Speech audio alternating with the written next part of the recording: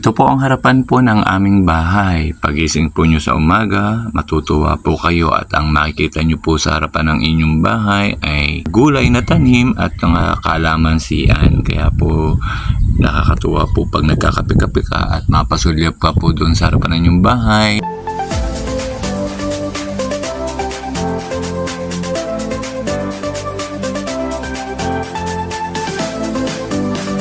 Hello po, good morning po, magandang umaga po sa ating lahat.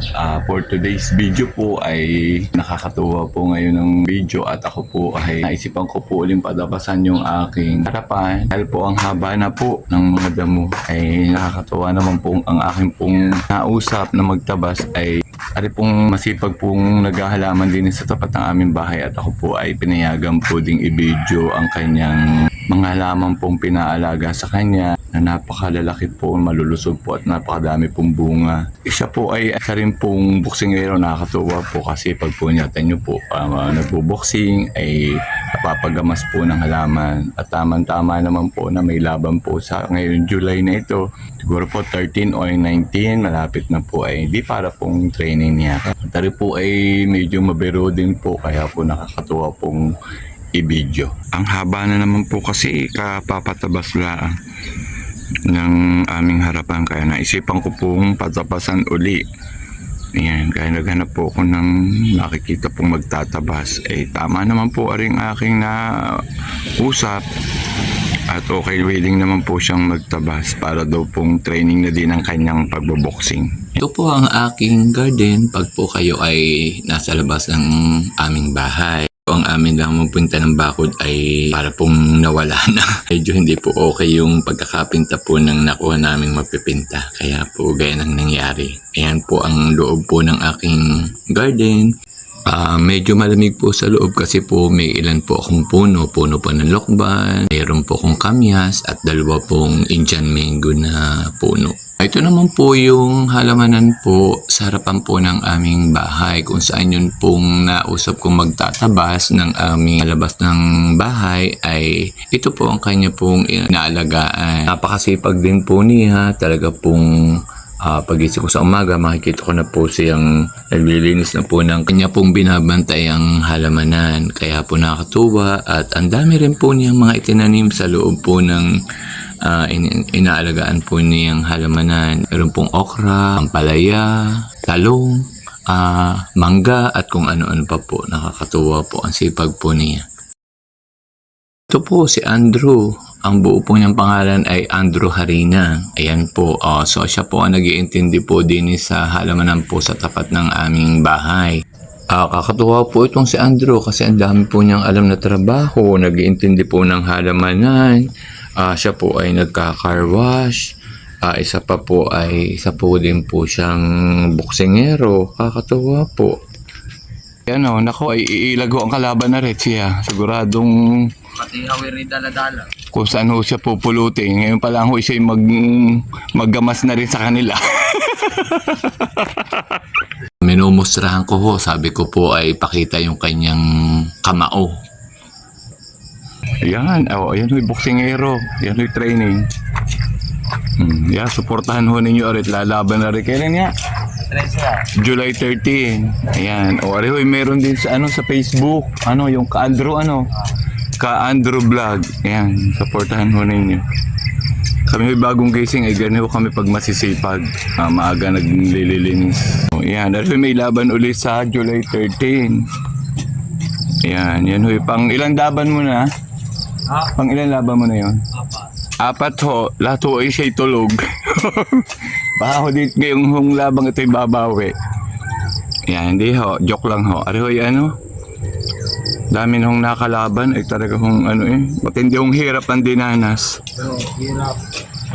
Hirap po at pasakit. Ayan, kaya ari ho ang training muna niya. Yan ay nagtatanim. Ari ho ang kanyang ayan. Taniman. Ayan ho. Mga gulayan ho. Hindi ko lang ho mapasok at bawal ho. At ang napasok daw ay hindi na daw makalabas ng buhay. Ayun ako, gusto ko pa mabuhay na matagal. Kasi hindi na makakain ng bigas. Maririnig ko sa kanya na nag-abi ho niya ay talaga ang problema daw ho niya ay yung mga manok na nagsisipaso. Ala, ang problema talaga ay dito sa atin ang problema yung mga manok. Ay di ka ring tanim ko yung strawberry kinarikay. Papatuhin ni galit. Pagbabatuhin, galit. Siguro naman ipagtitinulahin ay hindi. Po ang kanyang mga tinanim, meron pong papaya. Ang kanya pong tayo na papaya ay dwarf. Kaya po nakakatuwa pong tingnan dahil ang dami na pong bulaklak ay malamang po marami pong magiging bunga. Ito po ang kanya namang mga okra. Ang okra po ay pagka meron niyang tanim at talaga po namang ang lalaki po, ang hahaba, ay ang dami na din daw po niyang na-harvest at tuwa din po ang may-ari dahil talaga naman pong napapakinabangan naman niya ang kanyang mga tanim.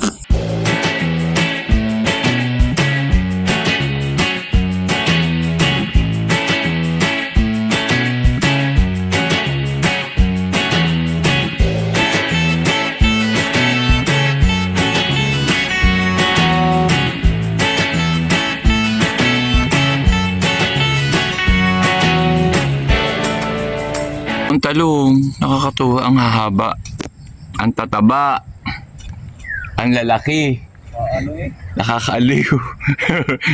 Ayan ang papaya ho nila, tingnan nyo, parang dwarf, ang galing. Ayan, nakakatuwa ho din sa tapat ng bahay namin, naniningin na lang ho ako ng tanim. Ayan, parang masipag ho din na nagtatanim na yan, yung. Ayan ho ang kanyang ampalaya. Ayan, ganda ho. Napakaganda no. Avocado, ariho, nabigyan ako ng avocado. Sa dami ho ng bunga para isa ho ang binigay sa akin. Joke lang ho. Nakapagpahinog na ho at nakain na. Matamis. Oh, matamis ho ang avocado. Kaya ho matamis ay nilagyan ko ho ng asukal. Joke lang ho. Ay, pasensya na ho. Talagang mabiro ho ako pag nagbablog. Ayan ang kalamansi. Diyos ko po, ang daming bunga. Marami rin naputik ang avocado, ano? Ay, saan dinala yung avocado? Saan nyo dinala? Naipagbili? Pinagbibili? Yan, pwede ko kayong bumili ng avocado. Parang mayroon pa hong nasa puno, mga dalawa pa ho yung mabibili. Kung na lang kayo sa labas na lang ho. Ariho na may tapat daan ng bahay namin. Ayan, kaya ako nakaka-video-video. At rin naman yung aking BFF din. Yan.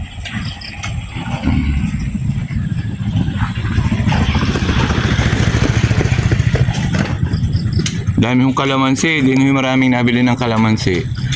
Pag gusto nyo bumili ng kalamansi, din ho, sa Kuliyat. Din po sa Kuliyat. O, ayan po. Maraming kalamansi. Din ho yung nagbibili ng kalamansi. Pwede ho kayong bumili. Mura lang ako din na kilo. O, talong, lahat na ho ng gulay, inaitanim na din niya. May mangga pa ho. Sa iba, may 80. Pagka sa inyo, 120. Yan, tenyo. Mura na ako sa inyo. Basta ako kayo ay mag-subscribe lamang kay Benjamin. Mag-subscribe kayo kayo sa amin, Benjamin Perez channel at saka yung ka Andrew Harina vlog ho sa FB ay siya. May hiling na ho kayong 3 kalamansing Itong kalamansing naninila. Isa pogi ho na rin basketball player. Boxingero ho are. Yan. Cameraman. Yan, mas magandang taba. Ang isang init at nang ayan ang ng training ay talagang matindihan. Medyo matindi na ho ang naging init pero diretso pa rin daw po siya. Talaga daw pong ganun dapat. Pag nagka-off daw po ay boksingero, kailangang matatag ka daw po sa mga init. Ari nga po ay na-aksidente pa po ang kamay at nabalian. Nagkaroon pa po rin ng harhar sa kamay dahil eri po ay may parang umakyat po ay para pong di ko alam ko po nahulog. Sugatan po ang kamay ay may laban pa nga po. Kaya po sabi ko po ay naku, hayaan mo na at pag yan naman ay nasaktan, abang nasasaktan ng kamay mo ay lalo kang natapang at nabangis kaya matinding hirap ang dadanasin ng kalaban mo. Good na ho ay ari mag-ano pa magbablog pa ho yung pagdating sa kanilang bahay. Vlog to my welcome ho. Vlogger din ho yan. Ayan. Dari ari magja-jogging pa mamaya. Yan. Kaya humanda na ho ang makakalaban na Resya. Talagang kailangan din siyang mag-training maigi. Yan, okay na po. Inaayos na lang po ni Andrew yung mga damo at ipapasok po niya dun sa loob ng aming bahay. Doon po ay meron po akong pasadya pong basurahan, lagayan po ng basura para po hindi kalat. Kaya po gusto ko po talaga kasi yung may malinis po ang paligid ng bahay. Ayan na. Ito ako ay makakapag-vlog pa ito. Mamaya. Makakailang pagbablog ka pa? Nakatapos. Kita mo. Tiyaga-tiyagaan na. Di ka ganda na uli ng harapan ng bahay. Akin naman susunod. Yan. Ano naman ang anuhin mo? Finally po, natapos na po namin yung gagamas po at pag-aayos po ng harapan po ng bahay. Nakakapagod po pero sarap naman po pag nakita po ninyo ang ginawa ay maayos at maganda po ang paligid ng bahay. At sa nakatulong ko po at nausap sa paggagamas si Andrew, good luck sa iyo sa iyong pagboboxing. Anay manalo ka. Hindi man manalo, matalo, tuloy pa rin. Huwag susuko, laban lang. So, sa lahat po ng makakapanood po ng aking simple pong video ito, sana po ay magustuhan po ninyo kahit papaano. Patuloy nyo po akong susuportahan. Mga nagsusubscribe po, pag napapadaan po ang aking video sa kanilang wall, ay ako po ay nagpapasalamat at yun po ay malaking tulong na rin po ninyo at suporta sa akin. So, bye po!